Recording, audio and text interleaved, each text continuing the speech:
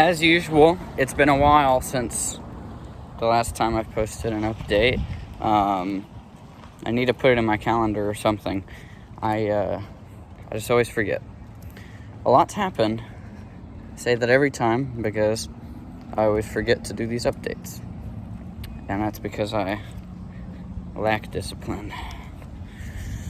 Let's see. So I'm not totally sure when the last update was, but here are some things that have been going on. I had the Outreach Bible Project event recently, or I guess Super Bowl outreach by the OBP, which was a blast, and got to have some really good conversations. We went to New Orleans at the Super Bowl, did some evangelism, handed out some Bibles, and I did okay. I got some good content, but not as much as I wanted. And that was a really fun event. It's always fun. It's my second time going, and got to, watch a lot of people who had made professions of faith and had some really good conversations, watered and planted a lot of seeds, and watched a lot of people grow in their ability to evangelize. And I feel like I really kind of got to, I feel like I kind of finalized or perfected my gospel presentation with people I'm not familiar with, if that makes sense. I don't know, I say perfected, but you know what I mean. Like, I feel like I hit a point where I'm really happy with my ability to present the gospel upon meeting somebody, and that was a good feeling. So that was great. And then the next big thing that happened shortly after that is Allison and I got engaged, and I'm happy about that because that is the woman I want to marry. And so now it's official. She's stuck with me. She's got the big pretty ring on her finger, and so I'm really excited about that. I don't know that I've really told many people this, but when I surrendered to ministry, I wanted to be celibate, and I did not want to be in a relationship with anybody. I didn't want to get married. I'm just going to stop here for a little bit. I didn't want to get married, and I felt God pushing me towards a relationship with Allison, which I didn't want, especially when we got together and I realized that she was not saved. Sorry, I was reading a text. I'm recording on my phone. And then a few months into our relationship, she gave her life to Christ, and I've seen so much sanctification and growth in her since then. It's ridiculous. She is amazing. And so it's crazy to think about, like the first probably year of our relationship, I didn't really want to have a girlfriend. I loved her and I wanted to be with her, but I don't know, it was weird. Like, I just was like, oh, this is such a limitation. But I don't feel that way at all anymore, obviously. She's helped me so much in my ability to grow. She's held me accountable in so many different ways, and she's brought me so much closer to God. She's very, very smart and has extreme willingness to get uncomfortable and to grow. And she just, she doesn't make excuses. She works hard, and she loves Jesus and works hard for Jesus. And so our relationship has just gotten better and better and better. And, there's nobody I would rather spend every day of my life with, especially considering the fact that I'm going into ministry. I just am so thankful for our relationship. And so, all that to say, I'm really excited about that. And we don't have a wedding date or anything picked out, but I'm very excited.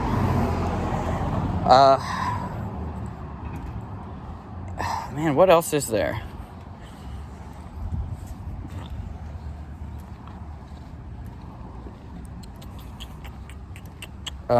I got to preach. I got to preach at a church in the Houston-ish area pretty recently. I actually got to preach almost every week of January. I don't remember when my last video was, but I got to preach almost every week of January, which was amazing. And I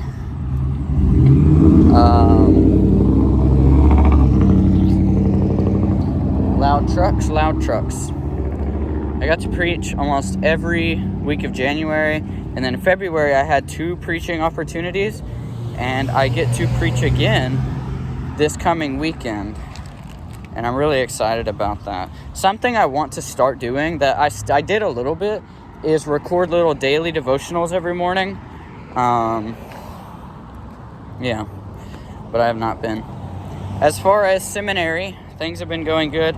We are starting to do bi-weekly evangelism outreaches. We did one last month, and then we're, starting this month, we're going to start doing them every other week.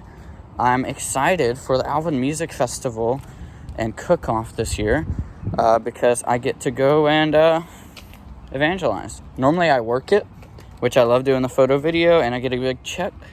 But this year, they have not asked me yet. And so, I'm not going to reach out to them. I want to go and evangelize, trying to get a group together for that, which will be cool. There's nothing official there yet. And yeah, I don't know. I'm not really feeling any different about what I talked about in the Kenya video. There's something special about, I don't know whether it was the people there or foreign missions in general, but God is pressing on my heart about a few things, and I don't know. I'm still trying to process all of it, and so, I mean, I don't know, maybe one day I'll end up back in Kenya, as a missionary or something, or in another country or something. I don't know. That's something I've been processing, trying to figure out. I went to Mexico yesterday with my pastor, and we got back last night. That was a lot of fun. The seminary over there, I was convicted by the humility and sacrifice that they make, and then they're giving to us just as visitors. I mean, they gave us so many gifts, and they sang, and they performed for us, and I don't know. It's been convicting me a lot. I've been thinking about the fact that, they're so intentional with the way that they give in a way that we aren't here in America. I don't know everyone in Mexico, but that group of people was.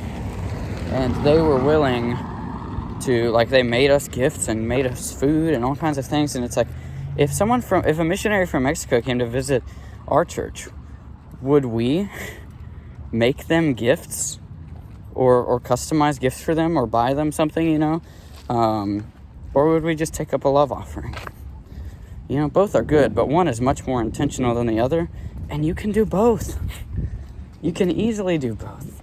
I mean, you can send money with the click of a button, and there's sacrifice in that kind of giving, but to sacrifice your time and money for somebody, to feel like them doing that for me just meant so much. And so, anyway, that was really good. And so lately, really, what's been on my mind is I've been giving myself mental exercises, and my pastor helped me out with that while we were in the car yesterday, and kind of I've been trying to answer this question that may not have an answer, but I think that it's good for me to try to process these kind of things, is, how do you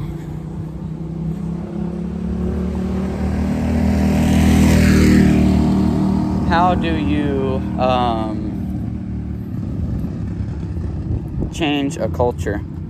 Because, or can a church have an identity or a culture that is different than the culture that it is around? If we have a church in Lamarck, Texas, and Lamarck, Texas is very individualized. Is it possible for that church to have a very communal way of doing things? And if so, how do you develop that sort of thing? And then, on top of that, like, how do you have something my friend Chris and I were talking about that's been on my heart a lot is, how do you develop an identity of a church who evangelizes? Because as most of you know, that's kind of the heaviest burden that's continued to be laid on my heart since I surrendered to ministry is evangelism, and learning how to evangelize and learning how to teach people how to evangelize. I'm working on curriculum right now, and working on teaching myself how to evangelize well. I've read every evangelism book I know of, and have a lot on my bookshelf, and that's kind of my favorite topic. And so, that's something I want to know is, like, how do you get a whole church to think like that? I don't know. And so that's been really fun for me, and been a good exercise. At TBI, classes are going good. At TBI, we are doing the evangelism outreach thing, but we're also doing Bible study together every week, and we're doing a daily devotional together in order to build accountability, which is pretty cool. So things are going good. I appreciate y'all checking in. I've been in Alvin for a week, and still trying to figure out if when we get married, we got engaged 2 weeks ago, but when we get married, are we going to live in Alvin, or are we gonna live in Henderson, where I live? I don't know. There's a lot of factors, and a lot of it involves things that I don't need to post on YouTube. But be praying that God makes his will clear in that, because there's a lot of factors, and there's a lot of reasons God would want me in both places. And so just please be in prayer with Allison and I on that. We're not making any sort of wedding plans yet, and I honestly, I don't really think that we need to know where we're going to live next month. At first I was thinking, man, we need to have this plan figured out immediately. I don't really think that's as true. I think that if we find out in August or September or whatever, and we get married in December, or whatever, we get married in February and it's 2 months before February, like, I don't think that will negatively impact our life. And so that kind of thought process has made it easier to trust that God will reveal everything in proper timing. So I got to get back to work. I'm just kind of on a walk outside the coffee house, and I appreciate y'all checking in though. And I did get to upload one of the videos I'm making from my trip to Africa, and so that is on a separate channel, because I didn't want to link it to this one, because a lot of people I don't know would be viewing it, and I don't know. I think that some people might think of it as prideful that I post these videos, because it's not obvious that I'm posting them for me. I'm posting these videos as kind of a diary thing to help me in my walk, and also hold myself accountable to make sure I'm doing good things, and maybe on top of that, help someone else in the same position as I am. And so I definitely don't want people to think of me as a guy who thinks he's an influencer. I'm not. So I didn't really want to associate with this channel, but I will post a link to that video in the description. I'll see you in the next video.